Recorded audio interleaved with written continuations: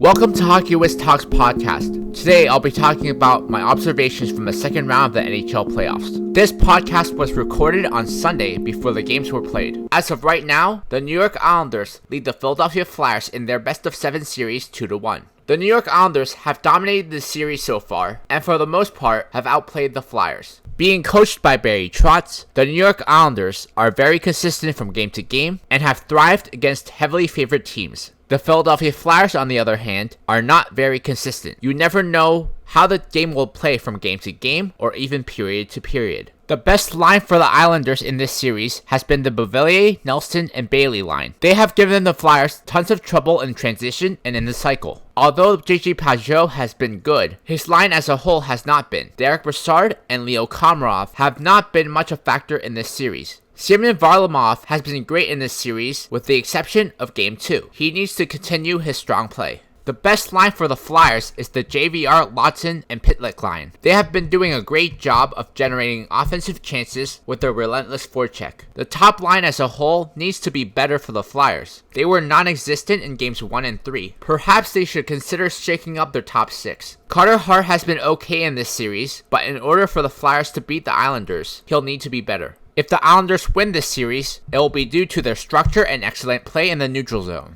If the Flyers win this series, it will be due to their third and fourth lines stepping up and Carter Hart playing terrific. The Tampa Bay Lightning are in complete control of the series against the Boston Bruins and are up 3-1 in the series. They need to keep their foot on the pedal and finish off this series because if Tampa Bay lets Boston back into the series, Boston is a type of team that could swing this series. The difference between the Tampa Bay Lightning this postseason and from years past is that the Lightning this year have more depth and more grit on the team. This is turning out to be a major factor in the first 2 rounds against the Blue Jackets and Bruins, 2 very good defensive teams that have depth and structure. Playing without Steven Stamkos still, the Lightning needed everyone up and down the lineup to step up their game, and that has happened this series. The best line in this series has been the Brayden Point line, as they have set the tone offensively for Tampa, but they also have great secondary scoring from the second and third lines. Andrei Vasilevskiy has been a difference maker in goal, which has been a major factor in this series against the Bruins.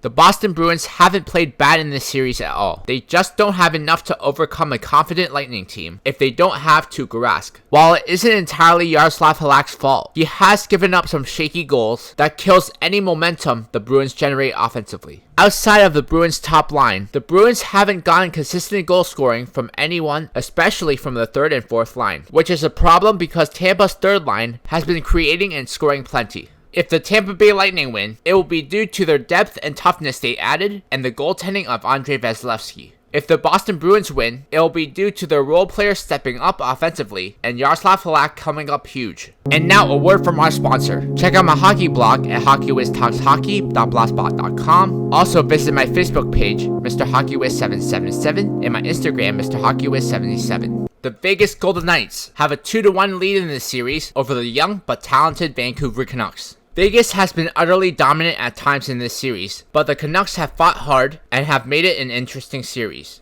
It is apparent that the Golden Knights are the bigger and more physical team, while the Canucks rely mostly on high-level skill from their top players. As this series wears on, the thing to look out for is how Vancouver's skilled players handle the physical play of Vegas. The deadly thing about this Vegas team is how deep they are. They don't need to rely on a few players for their offense. Not only is their top 6 loaded, but their third and fourth lines are also great at generating good offensive chances. And their D also helps generate offensive chances by jumping into the attack. Robin Lehner's play has just gotten better as the playoffs has gone on. If this continues, Vancouver might go home sooner than later.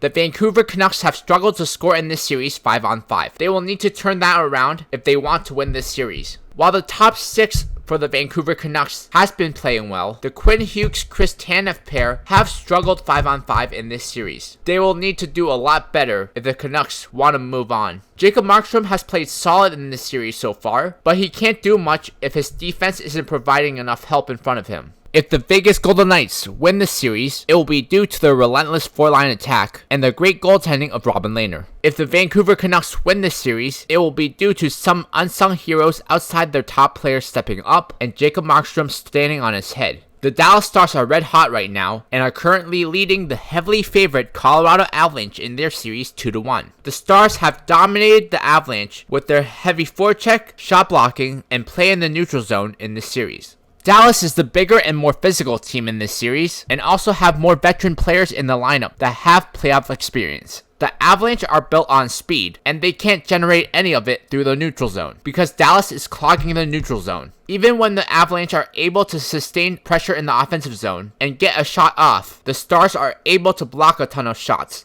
The normally high-powered Colorado Avalanche offense has been limited due to Dallas' strong defensive structure. Nathan MacKinnon and the Avalanche will need to change up their strategy if they want to win this series. They need to start making short passes through the neutral zone rather than trying to make stretch passes or carrying the puck through the neutral zone. They should do what the Islanders are doing to the Flyers and taking away the high-scoring areas and chipping pucks out rather than trying to make fancy passes in the D zone.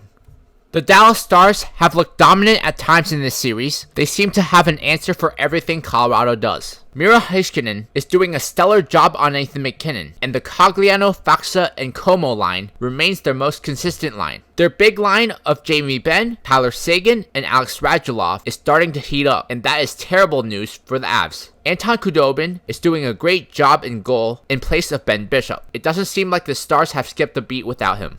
If the Colorado Avalanche win, it will be due to the stellar play of Nathan MacKinnon and the Avalanche finding a way to navigate through the neutral zone of Dallas. If the Dallas Stars win, it will be due to their defensive structure and discipline, as well as role players stepping up. On my next podcast, I preview the conference finals of the 2020 NHL Playoffs.